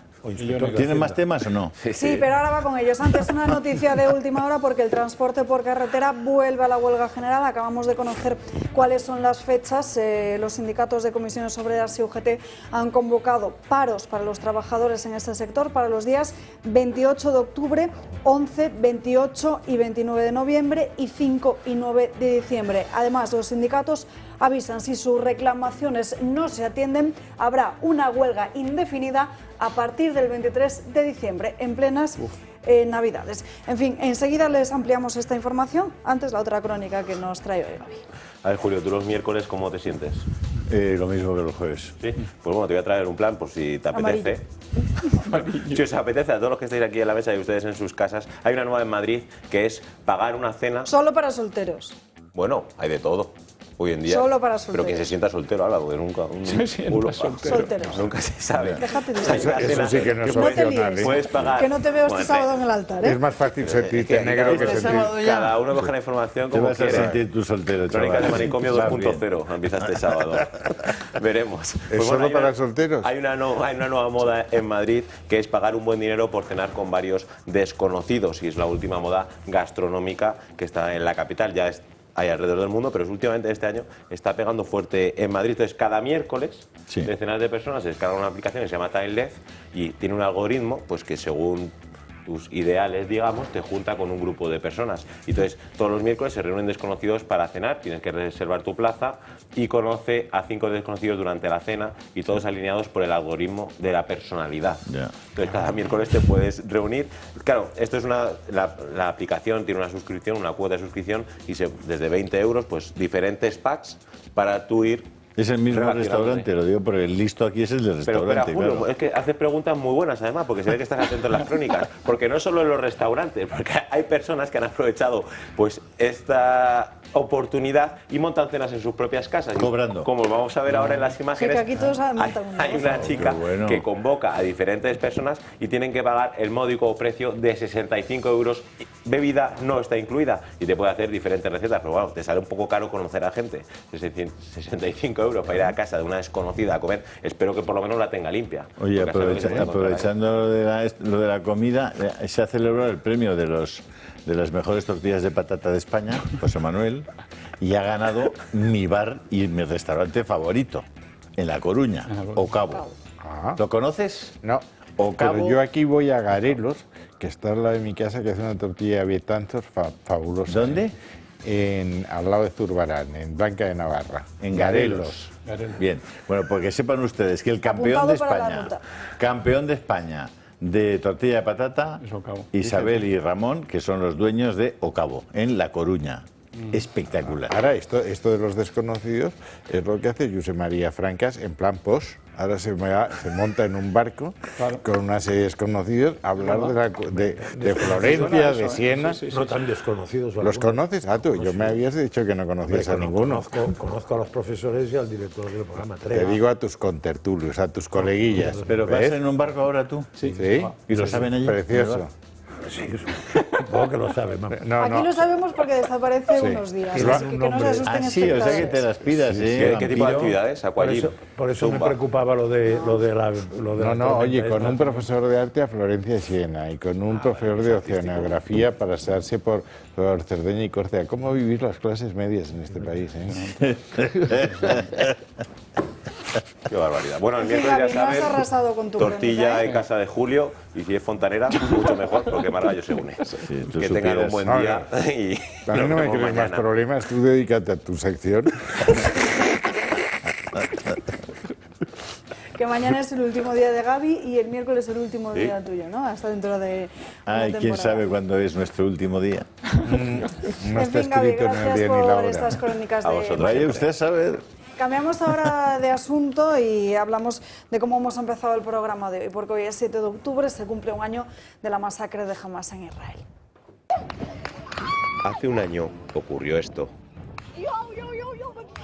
El 7 de octubre de 2023, terroristas de Hamas y miembros de las milicias palestinas en Gaza se adentraron en Israel y perpetraron uno de los ataques más atroces cerca de la frontera. Más de 1.200 personas asesinadas y cerca de 250 secuestradas. Comunidades masacradas, familias destruidas, violaciones y asesinatos a sangre fría. Los terroristas denominaron el ataque como Operación Inundación Al-Aqsa. Además de asaltar diferentes kibbutz, Hamas invistió un festival de música. 3.000 personas se encontraban en el concierto cuando fueron atacadas. El equipo de emergencias de Israel recuperó aproximadamente 364 cuerpos. A día de hoy, más de 100 personas continúan en cautiverio. No solo Israel sufrió el ataque, 15 países diferentes han llorado a sus muertos o esperan noticias de sus familiares. El kibbutz de Rein, donde se celebró el festival, fue defendido por los propios habitantes con la ayuda de las fuerzas de defensa de Israel. Lucharon conjuntamente para defenderse de los invasores. Hamas hizo ademán de mostrar lo que había hecho. Paseó a una de sus víctimas por las calles como si de un trofeo se tratase. Fue agredida, violada y posteriormente asesinada. Mientras en la Franja de Gaza se celebró el ataque en las calles, Israel declaró la guerra a Hamas. El muro de Jerusalén lamenta y llora un año después del genocidio sobre Israel a los asesinados y pide libertad para los secuestrados. Josep Borrell, en una entrevista ofrecida a 20 Minutos, ha vuelto a insistir en estos últimos días en esa idea de que sin los dos estados nunca habrá paz en Oriente Medio. Por su parte, José Manuel Álvarez, esta misma mañana en una entrevista, ha condenado la masacre israelí en Gaza. Por supuesto, lo hemos dicho en muchísimas ocasiones, es decir, el hecho de bombardear infraestructuras civiles, que son absolutamente fundamentales para la población civil, sean hospitales, centros de culto, sedes de las Naciones Unidas, de que no se haga ninguna diferenciación entre lo que es una lucha contra el terrorismo y el bombardeo de la población civil, el de manera deliberada no permitir que acceda la ayuda humanitaria a la población civil, claramente todo esto lo hemos condenado y lo volvemos a condenar. Y ya saben, como les contaba al inicio de este programa, el ministro de Asuntos Exteriores israelí criticaba a España asegurando que nuestro país era un paraíso para incitar a la destrucción de Israel. También polémica con Francia, porque Emmanuel Macron pedía durante estos últimos días no enviar más armas a Israel. De hecho, insistía en unas declaraciones públicas en que esto no se produjese más. Lamento que el primer ministro Netanyahu tomara una decisión distinta y se tomara esta responsabilidad, especialmente las operaciones terrestres en suelo libanés. Así que sí, si pedimos un alto al fuego, lo lógico es que no enviemos armas de guerra, y no creo que aquellos que las envíen puedan pedir un alto al fuego todos los días y seguir enviándolas. Mientras Israel se enfrenta a las fuerzas de la barbarie lideradas por Irán, todos los países de la civilización deberían apoyar firmemente a Israel. Y sin embargo, el presidente Macron y otros líderes de Occidente piden un embargo de armas a Israel. ¡Qué vergüenza! ¿Está imponiendo Irán un embargo de armas a Hezbollah, a los hutíes, a Hamas o a sus otros satélites? ¡Por supuesto que no! Dejadme deciros esto. Israel prevalecerá con o sin su ayuda, pero su vergüenza se prolongará mucho después de que se gane la guerra. Y se incorpora a esta mesa don Rodrigo Rato. Un placer volver a verle por aquí. Un placer estar aquí, Alba, y a todos los demás. ¿Cómo estamos? Buenos días. Bueno, le pido una primera valoración sobre lo que está ocurriendo en Oriente y toda la fácil, ¿eh? Bueno, la primera que se me ocurre es que hasta el 5 de noviembre las opiniones externas a Netanyahu y a su gobierno pues no sirven para nada, ¿no? Y incluso diría que las opiniones europeas no sé si servirán para algo a partir del 5 de noviembre, ¿no? Francia es muy sensible al Líbano, todos lo sabemos, pero yo creo que aquí se está jugando otra partida mucho más fuerte y bueno, pues cada día tiene su noticia, pero yo no creo que lo que diga Macron sobre la guerra, ¿cómo se dice?, cambie el precio del pan, ¿no? Y lo que importa es lo que se diga el 5 de noviembre en Estados Unidos y mientras tanto Netanyahu y su gobierno, y subrayo Netanyahu y su gobierno porque la sociedad israelí es una cosa, Netanyahu es otra y el gobierno de Netanyahu todavía es una cosa más distinta, porque es extremadamente echado en una dirección muy nacionalista, ¿no?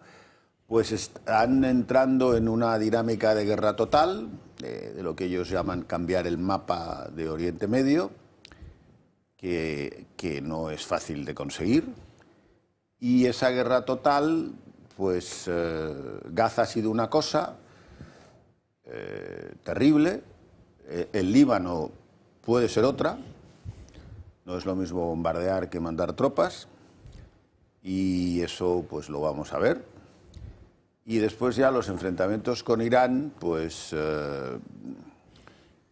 indudablemente el potencial militar israelí es muy superior y Irán lo sabe. Ahora, ahí hay muchas preguntas, ¿no? ¿Va a haber bombardeos o solo asesinatos? Aunque estamos hablando de cosas terribles, ¿eh? No trato de minimizar nada, pero... Y esos bombardeos, si se producen sobre Irán, van a ser sobre lugares militares, lugares petrolíferos, lugares civiles. Es posible que ahí Estados Unidos sea más influyente de todo lo que ha sido hasta ahora, ¿no? Porque hasta ahora la verdad es que con Netanyahu no ha podido ningún presidente norteamericano. Ni Clinton, ni Bush, ni Obama, ni Trump, ni este.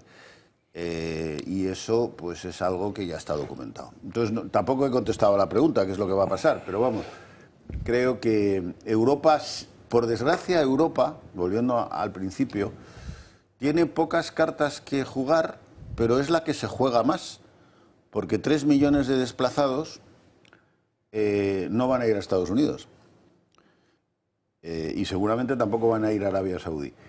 Entonces Europa está ahí en una situación extremadamente delicada, ¿no? Y riesgosa y con muy pocas cartas que jugar. Juan Antonio. Sí, yo coincido totalmente y es penoso constatarlo, ¿no? El peso de Europa tanto en el tema de Hamas y Israel, y en el tema de la guerra de Ucrania. O sea, creo que Europa está jugando muy flojo y prácticamente no cuenta o cada vez cuenta menos y eso es una cosa que no sé cómo la podríamos corregir desde dentro de la propia Europa. Y luego los escenarios posibles que estábamos hablando en este momento en cuanto a la respuesta que pueda haber, ¿no? La operación quirúrgica que podría tener ahora Israel de atacar algunos puestos militares, pocos, tal, o la defensa aérea, o ir a palabras mayores, y ahí estamos hablando del estrecho de Hormuz, de la península de Kark, donde pasa toda la refinería, digamos, todo el petróleo de Irán, y ya si se les ocurriera hacer algo así como la única, además, porque es la única gran refinería que está en carga en esa isla, si se les ocurriera atacar esa isla precisamente, o si se les ocurriera atacar algunos lugares nucleares, estaríamos hablando de algo muchísimo mayor. Pero estoy de acuerdo en que, en cierto modo, no le conviene a Irán, no le conviene a Estados Unidos, y Estados Unidos lo debería parar. A partir de ahí, no sé, creo que todos tienen que tener, creo que van a tener cuidado, creo que vamos a ir en cosas limitadas y a esperar. De todos modos, por hacer por entender el problema, ¿no? Es evidente que desde un punto de vista de población, de extensión del territorio, de cantidad de ejército, los israelitas están rodeados por, no sé si son 17 países diferentes o 15 países. Pero hay mucho silencio en los países sunís, ¿eh? Sí, pero... Eso también hay que tenerlo en cuenta, ¿eh? Aquí no hemos oído grandes declaraciones de la Liga Árabe. Pero hasta donde yo sé, de hecho, cuando comienza todo esto, Israel está a punto de firmar un acuerdo con Arabia Saudí, y parece que ese era el objetivo de todo este asunto, ¿no? Parece, cuando te vas al inicio. Pero es evidente que Irán siempre se ha manifestado en términos de decir: yo no voy a parar hasta aniquilar al Estado de Israel. Es decir, el objetivo es aniquilar al Estado de Israel. Si tú planteas la convivencia con los de al lado en términos de que o te aniquilo o nada, chico, ¿cómo resuelves ese asunto? Que es a lo que ha respondido, yo creo, que Netanyahu todos estos años. Si usted me dice que su objetivo es aniquilarme, lo siento muchísimo, pero Irán es un mal vecino, me ha puesto usted la es regla igual del de juego. mal vecino casi para Arabia Saudí, que también la quiere derribar. Y, sí, bueno, sí. Lo malo de todo esto es que esta guerra está siendo muy terrible para todos los involucrados. Israel luego tiene derecho a defenderse, otra cosa son los medios y hasta dónde llegan, pero desgraciadamente esto no se va a acabar, porque Israel no va a invadir Irán, no puede. Ya veremos si puede invadir el sur del Líbano. Que lo de invadir con las botas puestas es muy costoso, como le está pasando a Putin. Sí, sí. O sea que estamos asistiendo a una cosa que no está nada claro que vaya a acabarse. Está claro, se han dado pasos militarmente muy importantes con la demostración de la potencia muy superior de Israel sobre Hamas o sobre Hezbollah, mejor dicho. Pero a partir de ahí ya veremos. Ahora, ahí hay otras realidades que se han creado, que son los 3 millones de refugiados, ¿eh? Bueno, con comentarios marginales. Yo sigo pensando que el objetivo de Israel son dos ahora mismo, que es limpiar los problemas que tiene de los famosos proxies de Irán y cargarse la ilusión nuclear de Irán, y que eso lo va a hacer. Entonces, para cargarte la ilusión, no tienes que cargarte una central nuclear, tienes que cargarte donde están investigando eso, que no son las centrales nucleares. Y supongo que el Mossad sabe perfectamente dónde están los científicos trabajando para el enriquecimiento de uranio. Y esto yo creo que lo va a hacer, y simplemente está esperando, no sé qué está esperando, pero es el objetivo final y es lo que siempre ha temido. Y creo que hace años ya bombardeó cosas, ¿eh? O sea que pero vamos a ver, las bombas nucleares las puedes desarrollar tú, y hasta donde yo sé también se pueden transportar, o te las puede dar otro. Sí, pero ya no digo claro. Yo, ¿eh? Sí, sí, que eso de que Irán hoy no tiene bombas nucleares, pues será porque Rusia no quiere. Ya, pero bueno, pero también te interesa que no la tenga propia. O sea, no es lo mismo que tener que ir a buscarlas y traértelas, que te las puedes fabricar. Bueno, si tienes medio es verdad que con una bomba no vas a ningún sitio. Con respecto a que Irán quiere destruir, que el Estado de Israel desaparezca, eso es evidente, pero no olvidemos que en su momento tanto Siria como Arabia Saudita, como Egipto, como compañía, Arabia Saudita menos, o no actuó en la guerra, quisieron que Israel desapareciera, y de hecho atacaron 2 veces, ¿eh? El objetivo era que desapareciera del mapa, no pudieron. Irán no tiene más complicado. Pero lo que me hace más gracia es las declaraciones de Macron. Supongo que las aplica a Ucrania también, ¿no? Claro. Porque se supone que querrá la paz también, con lo cual no mandará armas. Ni él, ni la Unión Europea, ni la madre que lo parió. Me parece que hay una contradicción ahí de fondo. Estamos muy rápido, estamos hablando un poco del estrecho de Hormuz y de lo que puede ocurrir. Es Es verdad que no le interesa a Irán. También puede limpiar los tíos que están bombardeando. Ya, pero estamos hablando de 1/3 del petróleo mundial y 20% del gas, del GNL, que pasa por el estrecho de Hormuz. Y cualquier patinazo que haga Israel demasiado fuerte con Irán nos puede costar un golpe económico. Pues, por eso creo que es más complicado que bombardee el tema petrolero que no que bombardee donde se está pero que bloquee un barco o varios barcos en el estrecho. Porque el otro tampoco... O sea, yo creo que hay dos actores principales aquí, uno es Estados Unidos y otro es China, y luego diré por qué. Hay un artículo muy reciente en una revista francesa, Le Grand Continent, que habla de la Cuarta Guerra Mundial vista por el llamado Kissinger persa. Y él sostiene que la Tercera Guerra, que es la que aparece después de la Guerra Fría, después de la caída del muro de Berlín y hasta ahora, era un ataque de Occidente para fragmentar a los estados islámicos para que no tuviesen capacidad de reacción, exacerbar la guerra religiosa entre suníes y chiíes para evitar una confluencia y, en tercer lugar, quedarse con los recursos de la nación. Eso dice que ha terminado. Y que entonces entramos ahora en una guerra en que hay dos alianzas, dos trilaterales. Una Estados Unidos, a través de lo que él llama la rama europea, la rama en Oriente, que es Israel, el Acuerdo de Abraham, y la rama en Oriente Extremo, que es Japón, Corea, Nueva Zelanda, etc. Y enfrente hay tres potencias, se colocan ellos, se coloca Irán, se coloca Rusia, que tiene la ortodoxia, China, que tiene lo que él llama el modelo socio-confucionista, y se coloca China en este tema. Y dice tres Berlines. Esto se va a jugar en Ucrania, se va a jugar en Palestina y se va a jugar en Taiwán.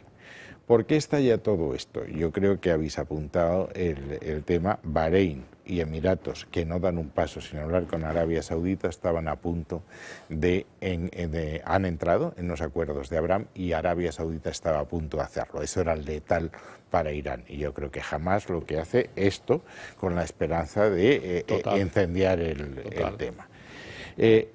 ¿Qué va a hacer? Hay un tema que a mí me chocó. En los servicios de inteligencia, y lo que han publicado, en la primera frase que hablan de este conflicto, dice que Irán no sabía nada ni autorizó el ataque del 7 de octubre, lo cual es rigurosamente falso. Y salió el otro día Jamenei diciendo que efectivamente esto era así. ¿Por qué lo dicen?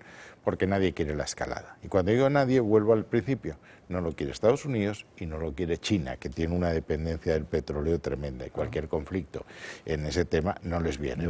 China está subiendo con lo que se llama el poder blando. Ahora, Netanyahu es incontrolable. Y segundo, es verdad que yo creo que la única solución es la teoría de los dos estados. Lo otro no aguanta. Yo hablé con Netanyahu sobre esto. Mire, si usted no va a los dos estados, va a un estado plurinacional. Si suma usted los 2 millones de árabes judíos que hay en Israel, los 2,5 millones que hay en Gaza, más los 2 millones que hay en Cisjordania, más los retornados, usted entra en un equilibrio poblacional que le perjudica. Tiene que establecer un régimen de apartheid, cosa que ahora no es tolerable. Luego eso no es... Pero se puede llegar a la solución de los estados... ¿En qué territorio el otro estado? No, donde está Gaza y donde está Cisjordania. Es decir, lo que hay ya es que corregir las fronteras del 67 porque ha habido asentamientos que ya no son absorbibles, pero en principio sería Gaza y Cisjordania como Palestina e Israel donde está. ¿Qué problema tiene eso? Que hay que volver a delimitar las fronteras del 67, eso no es problema, lo tenían bastante resuelto. La capitalidad también bastante resuelto. No tienen nada resuelto el que hay que sacar a 500.000 colonos de Cisjordania, porque mientras haya 500.000 colonos allí, Palestina no es viable económicamente. Tienen que solucionar el tema de los retornados, también había un principio de acuerdo, y tienen que resolver otro problema que es el agua. Es que Israel discurrió desviar las aguas del Jordán para que llegasen al Negev y llegaran a Cisjordania. Todo eso es soluble. Lo que pasa es que Netanyahu no quiere. Netanyahu es un cortoplacista y dice, bueno, pues seguimos. Yo creo que esto acabarán ahora con Hezbollah, acabarán con Hamas, probablemente acaben con los Houthis. Si se contienen, porque los ataques que se han hecho directos de Irán a Israel han sido fuegos artificiales y avisados, es decir, eso está en la teoría, Si alguien se equivoca, vamos a un escenario mucho peor. Yo espero que no se equivoquen. Y la de las centrifugadoras nucleares es, las informaciones que dan los americanos que ahora tienen uranio enriquecido hasta el 60%. Necesitarían un tiempo para que fuese utilizable como arma y que ya tienen misiles para lanzarlos. Pero eso ya entramos en problemas mayores, ¿eh? Si se descubre que hay un programa nuclear, entramos en otro tema. Ahora, lo que hay que pedir es que no se equivoque nadie y desde luego yo creo que los dos estados es la solución que todos vemos, pero que nadie cree que se puede alcanzar. Netanyahu no va a hacer eso. Volvemos a lo que decía Rodrigo Rato, ¿no? Es decir, mientras no haya elecciones en Estados Unidos... Pero no va a cambiar nada, ¿eh? ¿Tú crees que no? Yo creo que no. En las declaraciones... No, vamos a ver. Quién gane. O sea, hombre, es muy distinto. Claro, yo creo que Trump... el yerno de Trump ya ha dicho en público que hay que acabar... Lo ha dicho esta semana... ¿Qué estamos hoy? Al lunes, la semana pasada. Que hay que aprovechar la ocasión para acabar con el régimen iraní. El yerno, sabes que es de la raza elegida, ¿eh? Bueno, sí, sí. O sea, ya sé que es de la raza elegida y trabaja en un fondo de inversión saudí. O sea que es... pero es de la raza elegida. Quiere decir que es un mensaje plantean derrocar el gobierno de los ayatolás. Bueno, ellos... Lo ha dicho Netanyahu. Ellos creen que hay un descontento, que es verdad. Vamos, sí. El presidente de Irán va a las Naciones Unidas en pleno follón, ahora, y dice que la prioridad de su país es la normalización económica. Claro. O sea, allí tienen un problema de narices con la gente. Por eso nadie está escalando. Claro.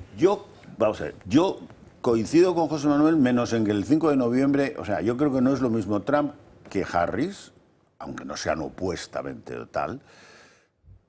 A mí me parece que los americanos, por sí o por no han sido capaces de embridar a Netanyahu ni en Gaza ni en el Líbano, pero yo creo que Irán ya son palabras mayores para todos, por lo que tú dices, porque Irán... Sí. Es que si atacan los pozos petrolíferos de Irán, bloquean entero el petróleo, el petróleo se va a sabe Dios qué, venimos una recesión... todo lo que hace la Reserva Federal no sirve para nada y los chinos que están con un lío económico monumental no tienen ninguna se nos olvida lo de China, que es 90% dependiente de esa zona. Y que económicamente tiene problemas. China lleva 3 trimestres con un crecimiento inferior al de Estados Unidos. Entonces, aquí hay mucha gente... Entonces, de aquí al 5 de noviembre, lo que ha dicho José Manuel es la verdad. Dios no permita que nadie se equivoque. A partir del 5 de noviembre ya hay alguien con quien hablar. Desgraciadamente esa es la situación. Sí, y entonces ese alguien, ya veremos lo ha intentado Clinton, lo ha intentado Obama, Obama y Clinton demócratas, lo ha intentado Trump, lo ha intentado Biden. Es decir, mientras Netanyahu no acepte que la única solución son los dos estados y que eso pasa porque él pierde el poder, porque saca los 500.000 colonos de Cisjordania allí. Hoy no sacas 500.000 colonos de Cisjordania, nadie. Pues si eso, porque acaba de haber unos condenados por allí? Violaciones y torturas de palestinos que han ido los extremistas israelíes y los han sacado de la cárcel a gorrazos. Y la policía israelí, que no es precisamente... la de Marlaska, ¿no? No entremos en cosas domésticas.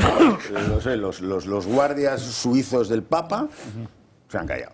Así que, vamos, sacar 500.000, eso es una guerra civil en Israel. Entonces no hay dos estados. Sí. Aparte que yo creo que te lo ha dicho Julio. Vamos a ver, para que haya un estado hace falta por lo menos dos cosas. Un territorio definido y una autoridad definida.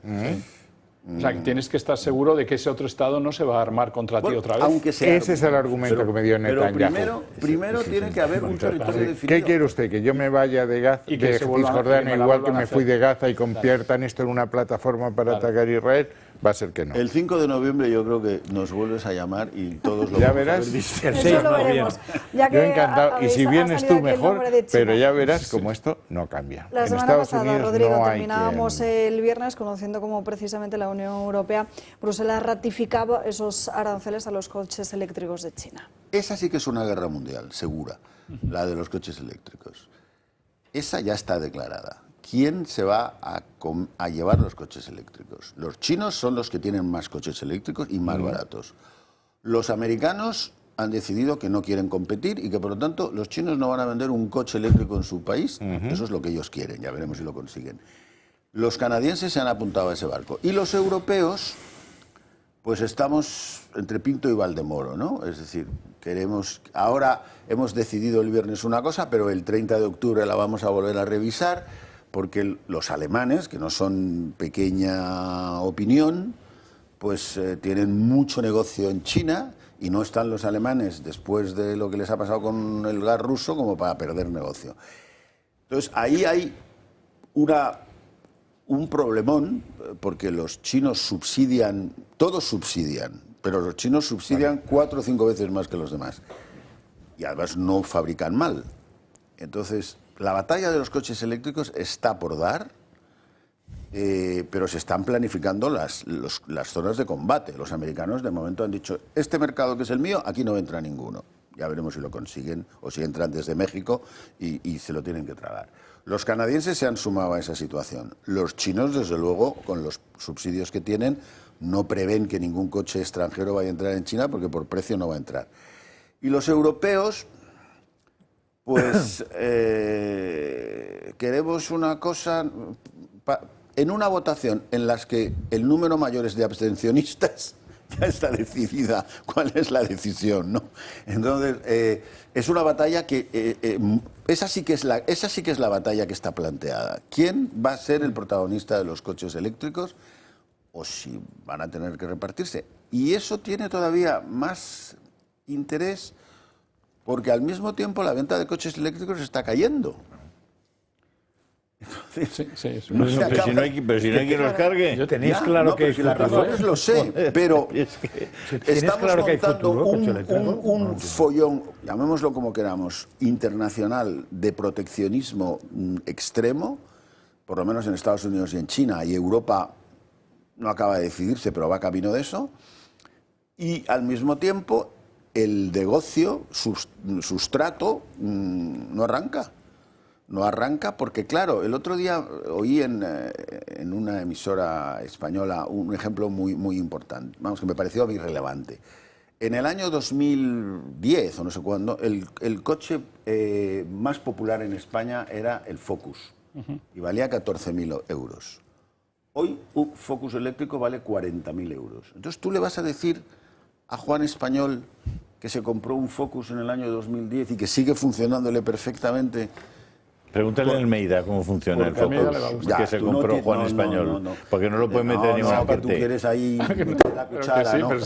Pero ¿cómo? O sea, ¿quién va a ser el guapo que le diga a Juan Español o a François Francés que coja su Focus que le costó 14.000 euros, que hoy no lo vende por más de 2.000 y que se gaste 40.000 en uno nuevo, que además no tiene dónde recargarlo? O sea que la batalla de los coches eléctricos, como todas las batallas, está llena de contradicciones, pero está declarada, eso sí que está declarada. Una pregunta que yo tengo muy rápida. La naturaleza de este proteccionismo no es muy diferente a la del ajuste estructural textil, el acuerdo multifibras de aquella época. En aquel momento poníamos proteccionismo para ajustarnos y dejar de producir. Ahora ponemos proteccionismo para luchar por la competitividad. ¿Cuál tiene más visos de guerra comercial? Aquello lo hicimos todos de acuerdo. Claro. Estados Unidos mandaba mucho más de lo que manda ahora. Que como hemos visto en el tema de Israel, ya no es lo mismo. Y ahora no es un ajuste pactado, es yo produzco y tú no. Exacto, es lucha por producir. Yo te vendo a ti. Es otro proteccionismo. No tiene nada que ver. Eso, el personal lo ve... Derechos compensatorios, y además, guerra comercial. Ya para que todo el tema sea más entretenido, afecta al centro neurálgico de Alemania, que está en recesión. Claro. Entonces, lo pones todo junto y pues yo no me atrevo a dar una opinión. Vamos a seguir analizando diferentes asuntos de actualidad, pero tendrá que ser tras la última pausa de publicidad. Enseguida estamos de vuelta. Justo hoy, primer lunes de octubre, se celebra el Día Mundial de la Arquitectura y el sueño de todos aquellos que buscan una casa de obra nueva sería tener un arquitecto a su lado para diseñar su nuevo hogar. Pues les presentamos a Grupo Index, con quienes pueden cumplir ese sueño. Vamos a conocer sus viviendas personalizadas de la mano de su directora de comunicación, de Teresa Serrano. Muy buenas tardes. Buenas tardes, Alba. Pues sí, la verdad es que es un privilegio el poder disponer de tus técnicos, tus arquitectos, tus interioristas para diseñar ese folio en blanco que es una casa de Grupo Index, es decir, una casa completamente personalizable, desde la distribución, número de dormitorios, espacios diáfanos, aprovechar la luz natural con claraboyas en el tejado, con grandes ventanales, absolutamente todo lo puedes personalizar, más allá de la normativa vigente, todo lo demás, cada familia, cada propietario diseña estancia a estancia cómo va a ser su futura vivienda, su futuro hogar. Además, contaría con el consejo de los diseñadores de interiores. Claro, porque cuando pensamos en el interiorismo, a lo mejor hay mucha gente que le lleva a pensar en la decoración y eso es la punta del iceberg. Realmente el diseño de interiores es pensar cómo vives tu casa, cómo la aprovechas, pensar en las zonas de paso, pensar en esa optimización de la luz natural. Todo eso hace que al final tu casa sea práctica, sea cómoda y por supuesto también sea bonita, sea estética, ¿no? Y encima con estas viviendas se puede ahorrar hasta un 70% en las facturas. ¿Cómo lo hacen? Bueno, pues aprovechando el sol que disfrutamos en España y en concreto en la Comunidad de Madrid con las placas solares y aprovechando la tierra, es decir, la temperatura constante que podemos aprovechar durante todo el año, tanto en verano como en invierno, en la corteza terrestre a través de un sistema de geotermia. La geotermia es una energía renovable que ahora mismo es la más eficiente que hay en el mercado. ¿Qué hacemos? Pues ahorrar notablemente en los consumos. Si trasladamos esa temperatura constante, unos 20 grados, hasta el suelo de nuestro suelo radiante en el salón o en un dormitorio, pues tenemos que aprovechar, tenemos que consumir mucho menos, tanto en verano como en invierno, para tener una temperatura de confort. ¿Y dónde podemos encontrar estas viviendas disponibles de Grupo Index? Pues ahora mismo, Alba, tenemos una promoción en plena comercialización en Boadilla del Monte, al norte de la Comunidad de Madrid, en Residencial Prado Chico, con unas vistas envidiables al Parque Regional del Río Guadarrama y bueno, por fuera tienen una estética vanguardista, una fachada en piedra natural y por dentro no hay dos iguales, son chalets unifamiliares que por dentro sus interiores son completamente personalizados porque tampoco hay dos familias que sean iguales. Pues que llamen cuanto antes, Teresa, ese número de teléfono que están viendo en sus pantallas, que es el 655-338-982 o www.grupoindexmadrid.com, que además si llaman de parte del Toro Televisión tienen un descuento muy especial. Gracias, Teresa. A vosotros, un placer. Vamos a seguir hablando de más asuntos. Enseguida nos acompaña en esta mesa Sandro Meco de Dos Continentes para contarnos la última hora de Estados Unidos, pero antes, fíjense, hablemos sobre la crisis de las clases medias. Desde 2021 la economía española está inmersa en una crisis inflacionista, algo que las clases humildes, pero también la media, están notando mucho en sus bolsillos. Los gastos habituales se han disparado. La compra de una vivienda se ha encarecido un 27% y un 27,2% si hablamos de alquiler desde 2019. La alimentación ha subido por su parte un 27,7% desde 2021. Con productos como el aceite que han pasado de costar 2 euros el litro a 7 euros en 3 años. Por su parte, la energía eléctrica es un 164% más cara que en 2020. A todo ello se podrían añadir también las numerosas subidas impositivas del gobierno, un factor que lastra el poder adquisitivo. Gastos y más gastos, que se traducen en que cada vez más familias españolas sufren carencia material severa, según Eurostat. Este indicador engloba a todos aquellos que no pueden hacer frente a gastos habituales como alimentarse con carne y pescado, poner la calefacción o el aire acondicionado o permitirse, por ejemplo, un vehículo, entre otras muchas cosas. En esta situación está ahora el 9% de la población. En 2021 era el 7,7%. Hemos sufrido el segundo mayor aumento de la Unión Europea. La clase media es la que más ha contribuido a este incremento, pasando del 3,5% al 6,5%, un hecho que demuestra que la recuperación post-COVID no la han experimentado del todo los hogares españoles, que se ven obligados a recortar. Según el Banco de España, las familias españolas de clase media han recortado el consumo en un 3%, sobre todo en automóviles, equipamiento del hogar, ropa y ocio. Dentro de la clase media, los que más sufren son las familias con hijos. Un 10% de las familias numerosas en este rango económico pasan por dificultades, algo que también le ocurre a las familias monoparentales. En este caso, la cifra es del 7%. El caso opuesto es de los hogares con mayores de 65 años.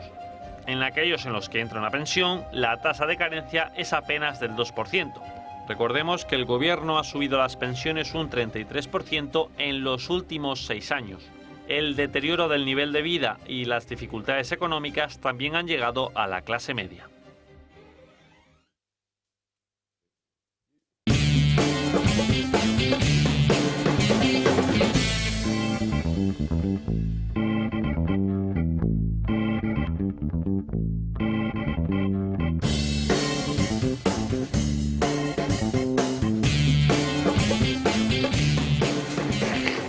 Bueno, pues vamos a hablar precisamente de Donald Trump porque han pasado 12 semanas exactas desde que el expresidente de los Estados Unidos sufrió un intento de asesinato contra su vida. Bien, pues 12 semanas después, Donald Trump ha regresado a Butler, ha regresado a Pensilvania. ¿Cómo se reacciona cuando regresas al mismo lugar en el que has estado a punto de perder la vida? Bueno, pues Trump ha reaccionado así. Como iba diciendo.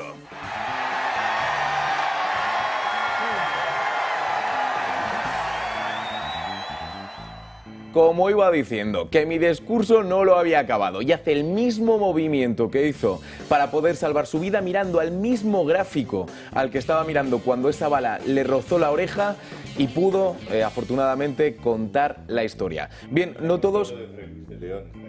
No, total. Bien, pues no todos han podido tener la misma suerte porque lamentablemente Cory Comperatore, el bombero y hombre de familia, falleció en ese tiroteo y Donald Trump ha querido homenajearle en el momento justo y además de esta forma. Ahora mismo son las 6:11. 12 semanas exactas desde el momento en el que comenzó el tiroteo. Me gustaría pediros a todos que os unáis a mí en un momento de silencio.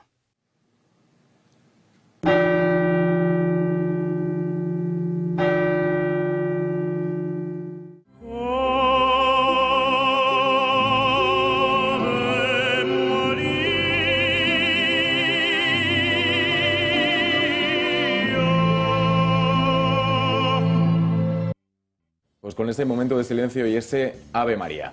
Bien, aunque por supuesto en ese mitin hubo tiempo también para recordar lo que sucedió hace 12 semanas, también ha habido cierto ambiente de celebración. Y es que Donald Trump tuvo un invitado de lujo en este mitin.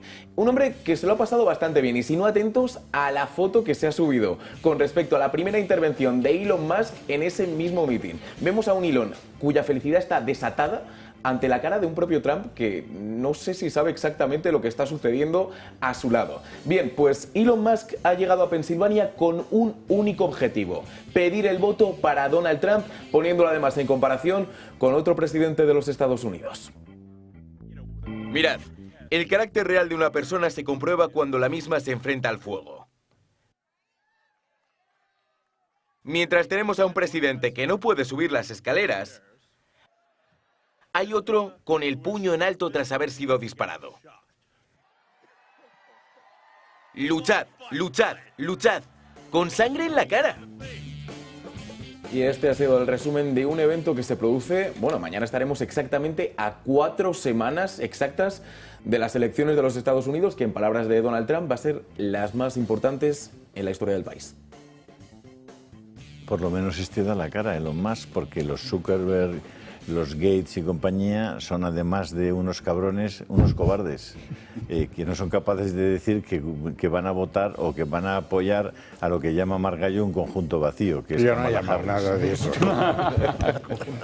Ahora que Ramallo, dijo Margallo, podría llamar un conjunto vacío. Rodrigo. No, yo votaría a Kamala Harris, dicho eso. Sí, por supuesto. Estamos, ya lo has dicho, ¿no? 4 semanas, pues es el... Y la campaña, además, parece que son 3 estados, ¿no?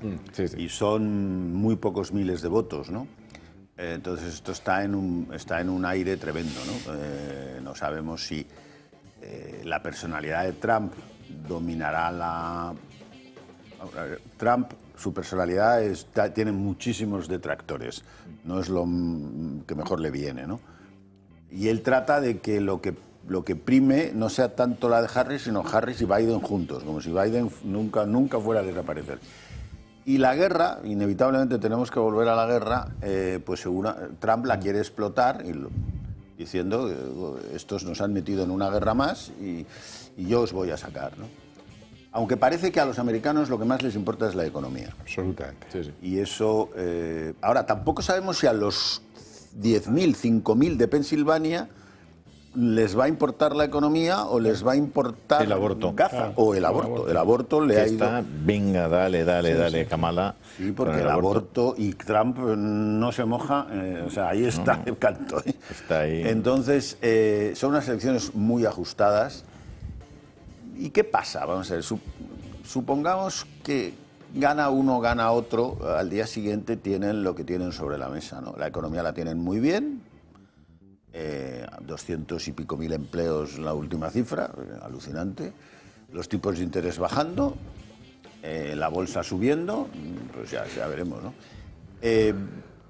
Y sin embargo lo más les preocupa es la economía, pues es así, ¿no? Y en cambio a los otros temas internacionales, pues tampoco tienen una varita mágica, ninguno, ¿no? Entonces no es fácil, pero indudablemente por lo menos habrá, como decía Truman, la pelota acaba aquí. Hay un sitio donde ya no puedes pasarle la pelota a nadie, que es la presidencia, ¿no? Y ahí eso pasará a partir de... Esto va a ser una transición, lo que sí yo creo es que vamos a vivir una transición, por lo menos en política exterior, extraordinariamente rápida. O sea, no van a poder decir los americanos, oiga, espere usted al 30 de enero que yo no quiero saber nada. Eso lo veo muy difícil. Eso lo vivimos, los que ya tenemos años, lo vivimos con los rehenes.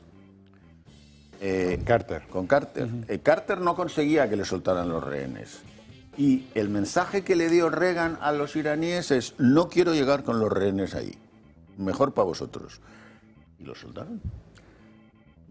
Yo creo que, por ejemplo, en Ucrania vamos a tener una cosa que no sé si nos va a gustar, seguramente no nos va a gustar mucho, pero vamos a tener algún tipo de acuerdo, ¿no? Y puede que incluso en el otro lado. Sandro Meco, esta noche te vemos en Dos Continentes, que nos hablarás también del libro vacío de Kamala Harris y de... Sí, también hablaremos, de hecho, enlazando con lo que nos contabas, de las dos perspectivas totalmente distintas de Joe Biden y de Donald Trump de cara a esta guerra en Israel. Esta noche te vemos. Últimos 4 minutos en los que Julio Ariza quiere plantearle Yo le quería preguntar a Rodrigo Rato y a todos los contertulios de la mesa si ellos comprarían bitcoins. Depende cuánto dinero te sobre. Es decir, depende. Yo a crédito no los compraría. Si tuviera una cartera muy diversificada, me sobrara dinero y quisiera especular, pues hay muchas cosas con las que especular. Una es esta, ¿no? Pero el bitcoin es dinero. Es decir, ¿va a sustituir al euro o al dólar? No. El bitcoin no es una moneda de valor. O sea, no puedes... No es una moneda que puedas intercambiar, es una especulación. Es especular. Es una inversión que te puede salir bien o te puede salir mal. No una inversión. No es lo mismo que comprarte acciones de un banco. Del Popular, por ejemplo. No, era por poner un ejemplo. Ese ejemplo, no sé si es el que mejor ha hecho. Pero no es lo mismo comprarte acciones de un banco o de una tecnológica. No, es una especulación pura y dura. Después hay mucha ideología detrás de eso. Esto es el final de las monedas, porque hay demasiada deuda, bueno, muchas cosas. Es especulación pura y dura. Y ahí va, en 60.000, ¿no? Se mueve 60.000, 58.000. Estaba en 300. Yo conocí a un amigo mío que lo compró a 500. Sí, y yo tengo amigos que lo compraron a 340. Y yo creí que se equivocaba. Sí. Haces mal en preguntarme. ¿Podríamos extrapolar el fallo que ha ocurrido en El Salvador, cuando han intentado Bukele introducir las criptomonedas, el Bitcoin y todo lo demás, y está siendo bastante desastre? Creo que es un 0,8% de las transacciones hacen. ¿Tú, José Manuel, Bitcoins. Comprarías Bitcoins? No es Tú no. Yo viviera no cumplo ninguna de las premisas que ha planteado Rodrigo Rato. entonces hace bien. Ni me sobra dinero, ni tengo ganas de especular, por tanto, oye, yo cocidito Madrid. Pero claro, El Salvador, tú eres un salvadoreño y entre comprar dólares o comprar Bitcoin, comprar No ha dólares. tenido éxito Bukele. No, con el Bitcoin.